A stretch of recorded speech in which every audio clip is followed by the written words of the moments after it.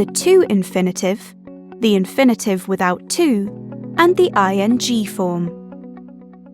Jeff wants to create a poster for a new product. He hopes to sell a lot of items. Jeff heard his boss say that his ideas were good, and now he's eager to start his project. The highlighted words are infinitives. The infinitive is the base form of the verb. There are two forms of the infinitive, the to-infinitive and the infinitive without to.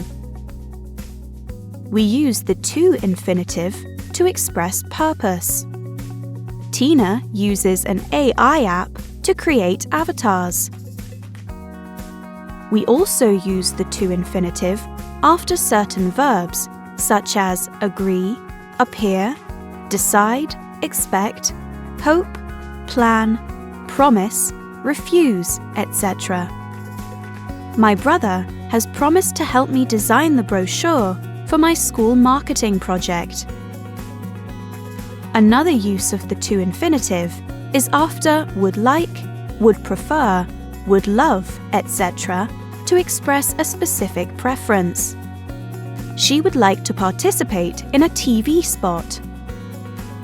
The to-infinitive is also used after adjectives which describe feelings, happy, sad, etc., express willingness, unwillingness, eager, reluctant, willing, or refer to a person's character, clever, kind, etc., and the adjectives lucky and fortunate.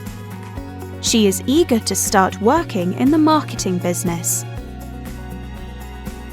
We use the to-infinitive after the words to and enough. The shopping centre is big enough to fit 30 shops. Another use of the to-infinitive is to talk about an unexpected event, usually with the word only. Mark went to the meeting only to find out that it was cancelled. We use the to-infinitive after it, plus be, plus an adjective or noun. It's important to ask for ideas when designing a new ad. We also use the to-infinitive in the expressions to tell you the truth, to be honest, to sum up, to begin with, etc. To tell you the truth, I find the billboard advert quite expensive. Let's remember now when the infinitive without to is used. We use the infinitive without to after modal verbs, must, can, may, might, etc. We must deliver the flyers to the shop tomorrow morning. We also use the infinitive without to after the verbs let, make, see, hear, feel. He made her change the colours of the poster. But when the verbs let, make, see, hear and feel are in the passive voice, be made, be seen, be heard, etc., we use the to-infinitive. She was made to change the colours of the poster.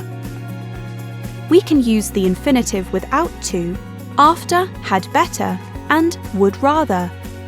You had better take the car for a test drive before you buy it. Janet loves working as a sales assistant.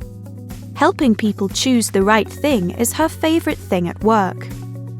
She always suggests trying lots of items before a customer makes their choice. The highlighted words are ing forms.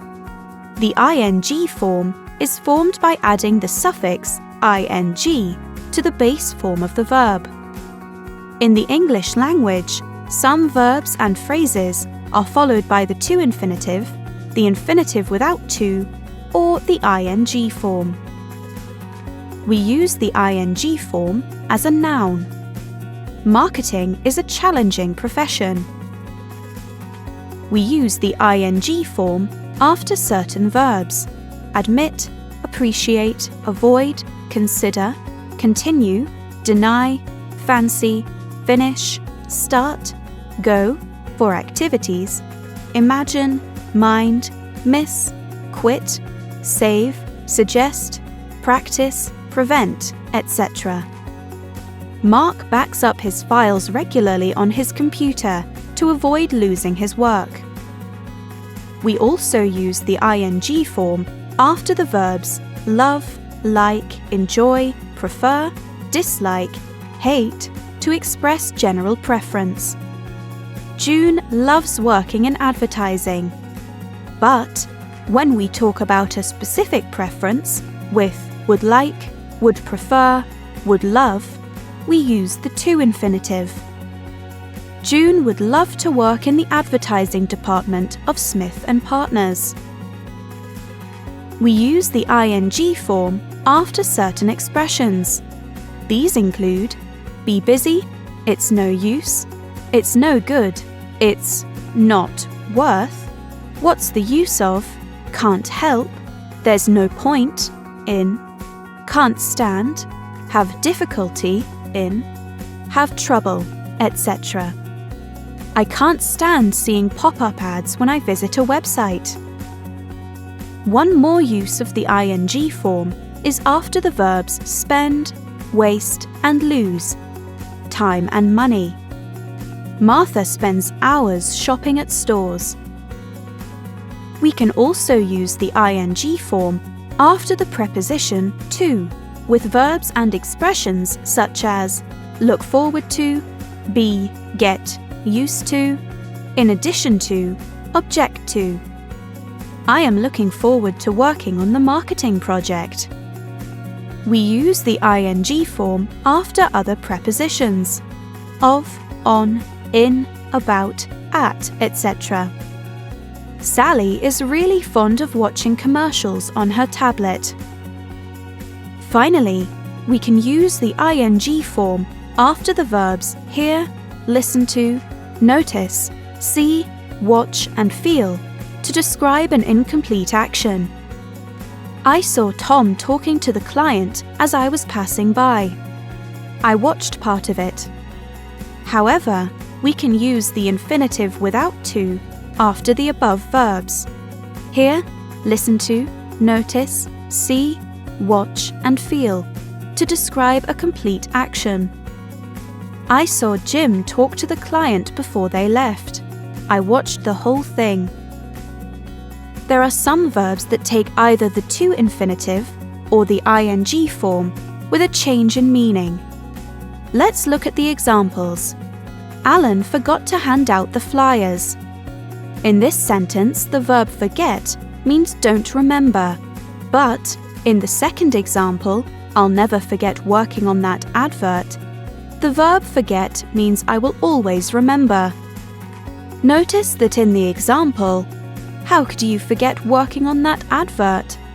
The verb forget in the interrogative, followed by the ing form, means not recall. Now look at the rest of the examples.